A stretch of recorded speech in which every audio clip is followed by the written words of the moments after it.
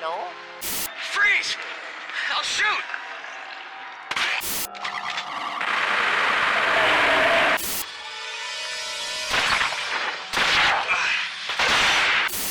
How do you know about that? Aren't you Maria?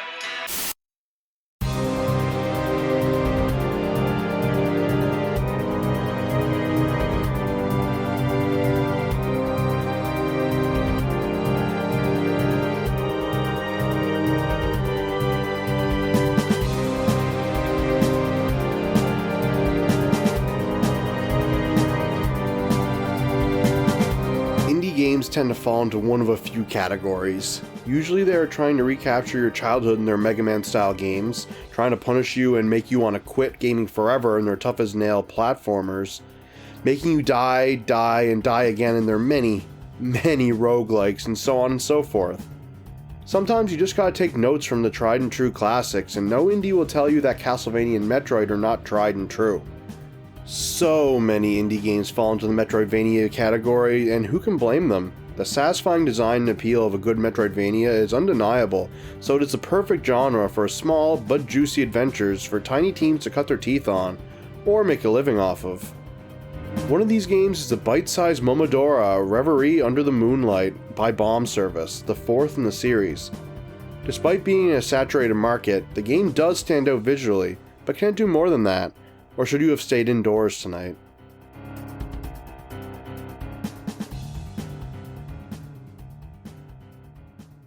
To get this out of the way first, I can almost guarantee that this review will have more content to it than the actual story content in the game, though that isn't a terrible thing.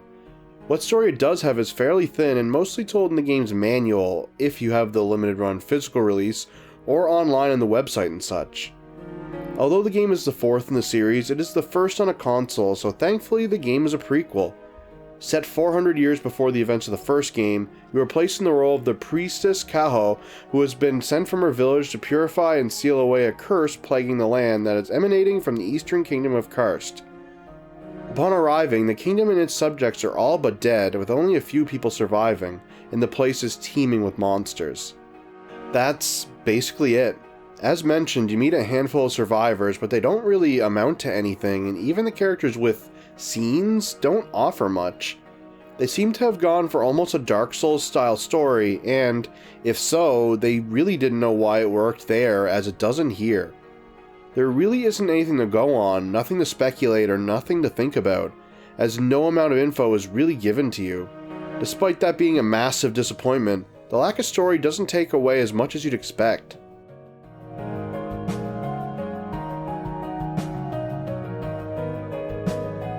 As mentioned, Momodora is a Metroidvania-style game where you explore an interconnected world and try to locate items and bosses as you progress further and deeper into the world. As you explore Karst, you'll run into monsters to fight, and thankfully, the combat here is simple but fun. Your abilities here are fairly simple. You have a simple 3-hit combo, a jump, a dodge, a range attack, and the ability to use an item.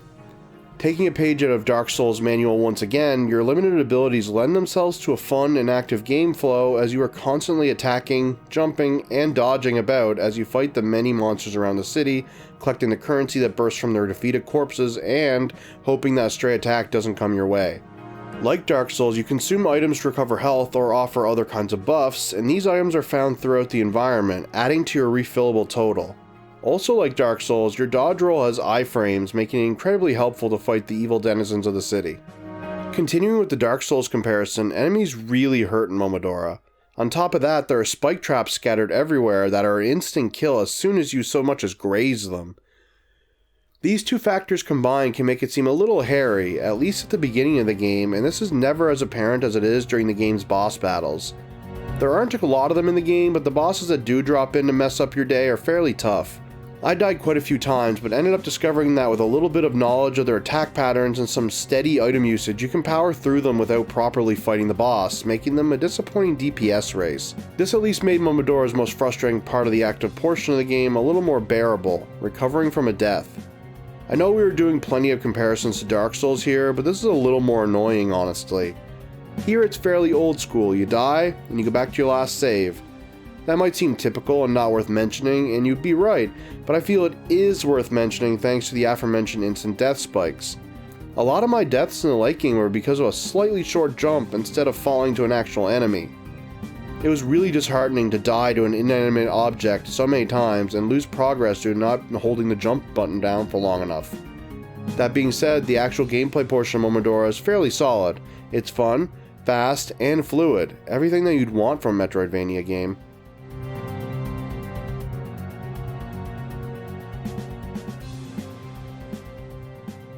Of course, this is a Metroidvania. For this design to work, you need to have a strong level design and a reason to explore and kill. It's not all just for the hell of it.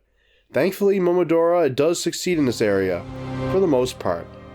The interconnected map is home to plenty of monsters, as mentioned before, that contain their precious whatever it is they drop, which can be used to purchase items from this creepy imp-looking thing that can be found throughout the map.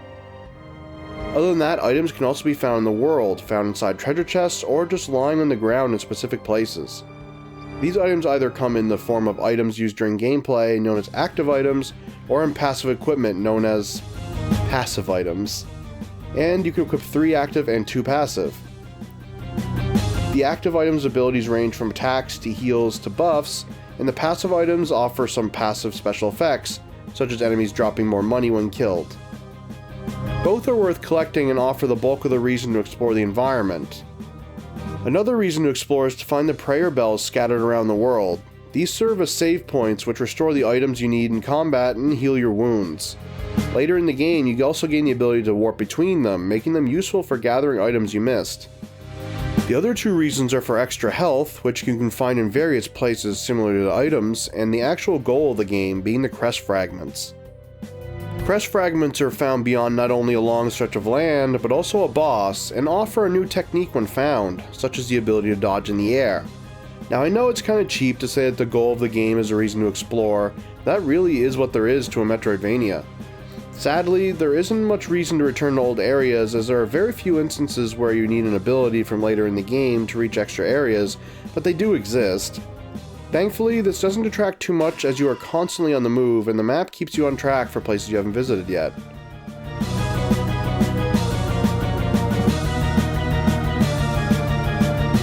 This might not come as a surprise, especially since you've been, well, watching footage of the in-game over this review, but the game looks stellar. It's a visual style that's not quite as primitive or basic as the NES, but not quite as detailed or as sophisticated as the SNES. It's a joy to behold. Koa's animations look great, the effects of the leaves that appear from some of her abilities make her feel more in-depth than she seems, and the design of the monsters and environments all come together for a nice looking game. The effect of the water's surface really took me back the first time I saw it, and it still continued to impress me every time I saw it later in the game.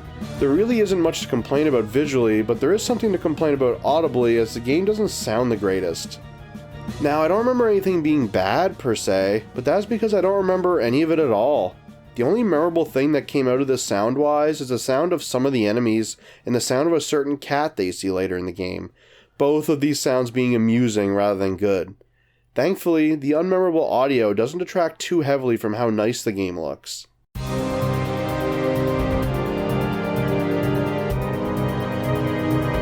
As mentioned at the top of the video, the game is fairly bite-sized, lasting around 5 or so hours for your first run. Combine that with its simple gameplay loop and an unremarkable soundscape, and it might be easy to see this as an issue. Of course it can be, but it's also a satisfying 5 hours as the game doesn't overstay its welcome. The only issue that may be found in this is its price tag. It's still $22 Canadian in the eShop at the time I wrote this review, which may or may not be the deal breaker.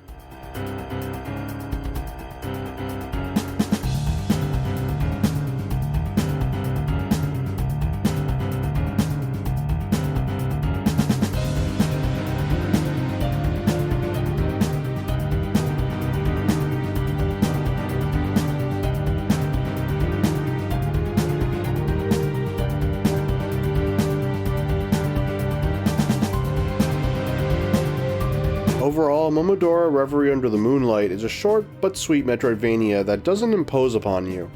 Its beautiful visuals offset the poor audio, and its fast and fun combat combine well with the exploration to keep you invested. It may have some frustrating deaths that might set you back a bit, but there is enough here to want to see it through to the end. If you're a fan of Metroidvanias and want another one to blast through, this one's for you. It may not sound like much, but Momodora gets a 7 out of 10 for me. Also, did I mention that there's a boss that consists entirely of smacking a giant woman's tits around with a leaf? Probably should have mentioned that.